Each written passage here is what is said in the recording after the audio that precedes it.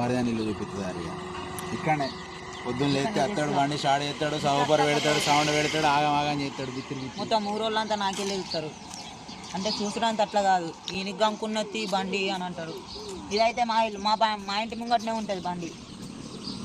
Village ఎక్కడమ్మా village ఎక్కడమ్మా village ఎక్కడ అని చాలా మంది అడుగుతారు. మా విలేజ్ అయితే కొర్లకుంట, విలేజ్ పేరు అయితే కొర్లకుంట, జయశంకర్ భూపాలపల్లి డిస్టిక్, మాముతారం మండలం. ఇంక వీడియోలు తీస్తారు వీళ్ళు అడ్డోళ్ళు ఇల్లు ఎక్కడ అని అంటే ప్రతి ఒక్కరు చెప్తారు. ఎందుకంటే మాకు వీళ్ళందరికీ తెలుసు, ఫుల్ దోస్తులు.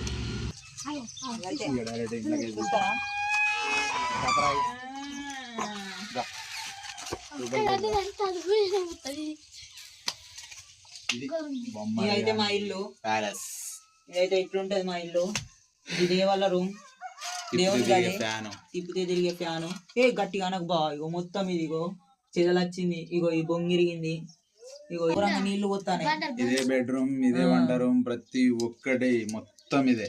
మాకు ఎక్కడైనా తిప్పితే తిరిగే ఫ్యాన్ కాబట్టి ఇట్లా తీస్తే ఏసీ అన్నా కానీ రాదు. ఆ సినిమా లెక్క దోమలు కొట్టుడే, తువాల పట్టుకొని ఇసుడే. ఇట్లనైతుంటది మా ఇల్లు. సో ఇది మా పరిస్థితి. మెల్ల సెడేద్దాం ఏదైనా ఇనుప బొంగు తెచ్చి. ఇట్లయితే మస్తు ఇబ్బంది అవుతుంది వీళ్ళకు. తిరుగుతాంది బాగా చూస్తా సెడేద్దాం. అది ఒక్కటి కాదు, ఇనుప బొంగులు తెచ్చి అయితే ఇద్దాం.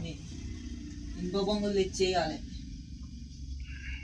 ఇదే కథ మొత్తం. మాకు గ్యాస్ పొయ్యి ఇట్లా ఏం లేదు. మా అమ్మ వచ్చిందంటే వర్షం కొట్టింది అనుకో ఇంట్లో వంట వండుతుంది, వర్షం కొట్టకపోతే అక్కడ బయటనే వంట వండుతుంది. ఇక కొద్దిగా అయితే మా అమ్మేటో పోయింది చేనుకా నుంచి ఇంకా రాలేదనుకుంటా. కొడుకు పోయింది, కోడి పోయారు బరాబర్. నేను మర్చిపోయినా. Today chicken fry.